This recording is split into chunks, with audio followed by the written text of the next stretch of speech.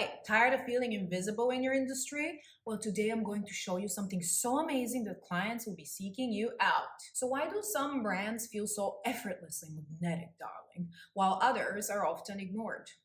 Well, the answer lies in the hidden part of your brain called mirror neurons. And today I'm going to show you how to use them to program your brand for influence and authority. Now, while I really adore teaching strategy, if you're new to me, I just feel it's important to say that building a successful business and a really powerful brand goes so much beyond strategy. It's more of a psychological and energetic game that sets entrepreneurs apart. So your goal needs to be to position to position yourself as the obvious choice by melding psychology and energetics, strategy and mindset.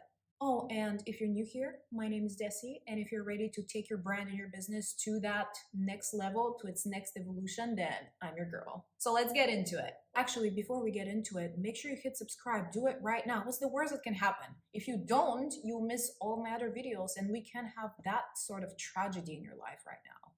So what the hell are mirror neurons, right? So they are your brain's way of enabling you to feel what it is that you're feeling, to put it simply. So if you are out there radiating confidence and clarity and authority, then your audience will subconsciously mirror those emotions and reflect them back to you. But if your brand feels scattered and inconsistent and has absolutely no clarity, then that's what will be reflected back to you. And so if you ever wonder why people take so long to buy, maybe years sometimes from you, why people ask you 20,000 questions that go way beyond the normal question asking amounts, and why they ask for discounts, this is why. So basically, it's important to remember that your audience isn't just looking at your logo, they aren't just looking at your content, they are also subconsciously feeling your energy and your presence through the way you're showing up for your brand. It's important that you stay in alignment. If you are helping entrepreneurs build confidence, that you better radiate confidence every single day when you represent your business. If you promise clarity to your clients, then your messaging and your presence has to always feel focused, and it has to have clarity. I have to be able to take a look at any of your social media accounts and immediately figure out what you do within seconds. And if I can't, that's going to be a problem because it creates a gap between what you're saying you do and who you are. So bottom line, every touch point of your brand, from your social media posts to the emails you send to the way you are on stage to the way you are when you walk into a meeting, it needs to communicate a very cohesive energy. And this concept is known as your brand personality. So if you have an inconsistent brand personality, that's going to confuse people and it's going to break the trust that the mirror neurons are working so hard to build. So think about the brands that dominate at the highest possible level, right? Think Tesla, think Tony Robbins, think Louis Vuitton.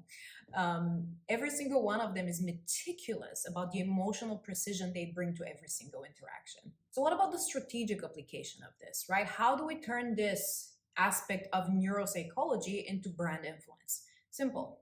It starts by remembering that dominance isn't just about being bold. It's about being unavoidable, darling. Your presence, whether it's a keynote talk, whether it's a social media post or a podcast or this very video, it has to create a very specific emotional imprint. And then that imprint becomes the lens through which your audience interprets you and your brand. For example, when I work with clients, we very often map out this simple emotion to action framework. So the core of it is that for every single touch point that people have with your brand, whether they go on a sales page, they see an ad, whether they read an email from you, we sit down and decide what emotional state do we want this to activate? And secondly, what action state do we want this to lead to? So this level of alignment with your strategy is why some brands convert at 30% and some are stuck at 3%. So you've likely heard of energy alignment, but let me put it into more of a strategic terms for you. So energy, first of all, is the most under-leveraged branding asset, period. So for instance, if you are rushing content creation at 11 p.m. at night, it's the last thing you do before bed and you are being exhausted, or you're winging your messaging because you're so busy, then let me tell you, your audience can absolutely feel that. And at scale, misaligned energy bleeds millions from your business, millions, because it erodes the trust between you and your audience without you even realizing it. So what's the solution? The solution is to build systems in your brand and in your business that protect your energy. So for example, here's a really simple action step I take every single time before I put out a piece of content. I anchor myself in the emotional state that I want to project with that piece of content, whether that's confidence, clarity, boldness, or maybe even empathy. And then what happens is that state ripples through every single word that I put out there, or every single piece of imagery that I put out there. Here's something really important. Mirror neurons actually live on predictability. And this is where it gets interesting, because people usually think being predictable in business is a really bad thing. We have to constantly reinvent ourselves and be surprising to our audience, right? And while I personally love reinventing things, not being predictable is actually one of the worst things you can do for your business. So if your audience knows, at least to a very good extent, to a very solid place, what they can expect from you visually, strategically, and energetically, then you will build trust so much faster, because consistency isn't just about repetition. Consistency is about precision. So one thing you can do is use signature assets. This could be catchphrases. I love a catchphrase. This could be visual cues, and it can even be your tone of voice to create instant recognition for your brand. I like to look at this as positioning your brand as an ecosystem of trust. So our goal is to focus on this self-reinforcing loop of trust.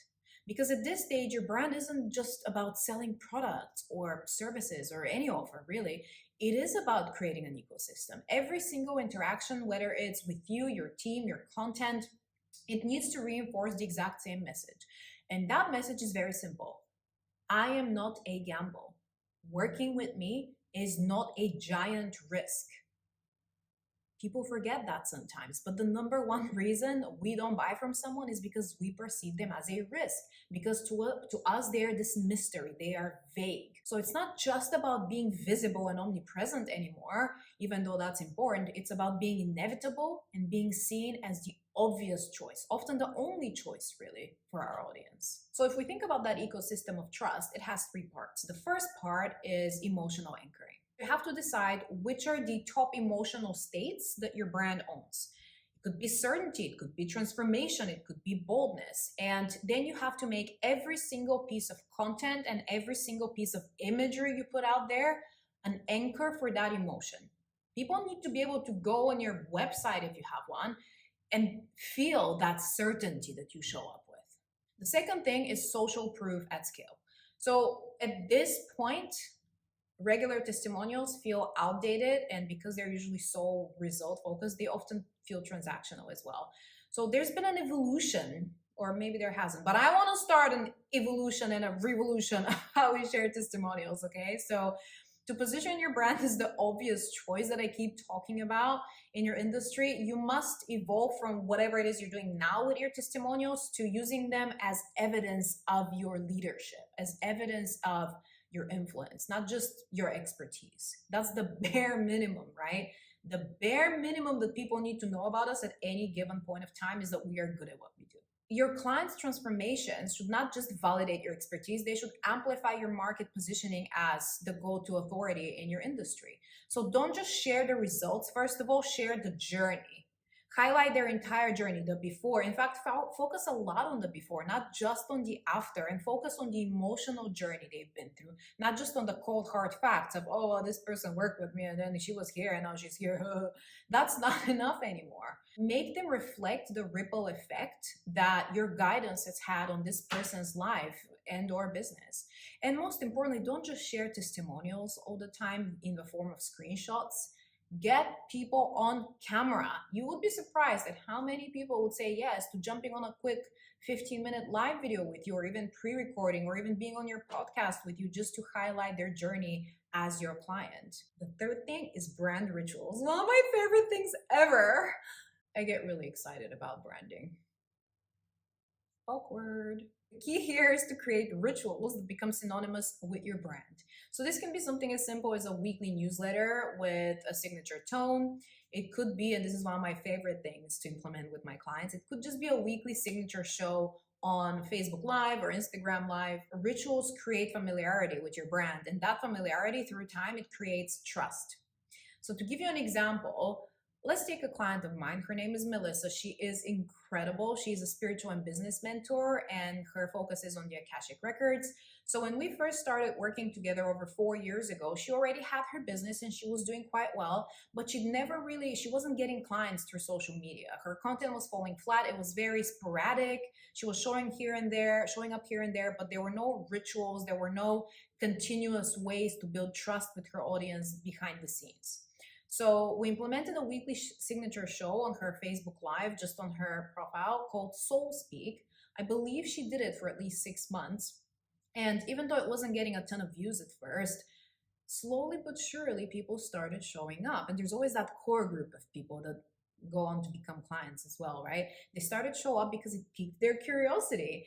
And they were like, who is this person? Why is she always live at the same time, at the same day of the week, each week? What is she talking about? Let's scroll through her past videos. Let's, just like you're going to do here on this channel, you're not just going to watch this, right? If you're this deep into it already, we're almost done with this one, you're going to go and check out the other ones. I recommend checking out the different playlists. They're really good. So people started showing up. They started paying more attention to her content. They started paying attention to her teachings, to the way she shows up, to her energy, and most importantly, to her offers. And yes, indeed, she started landing clients from social media, and she has been doing that very consistently now. It's now the biggest revenue driver of her entire business. And this was really the beginning of the evolution of her brand, of the next level of what she was building. And today her business is, of course, incredibly successful. But that's because since we started working together, she has been so intentional with every single move, every single decision she makes in her business. Have a think on what from the above you are not implementing in your brand and in your business right now. And also think about what you can start implementing today. And tell me below, which one of the things I mentioned did you find the most interesting? Tell me in the comments. And I want to see what you're going to be implementing next in order to grow your brand's influence and to attract those high-paying clients that you know you deserve, okay? So if you like this video, make sure you give it a like, make sure you subscribe, and also share it, you selfish prick. I don't want to be your dirty little secret, so share it with someone who you know needs to hear this, okay? Talk soon. Bye.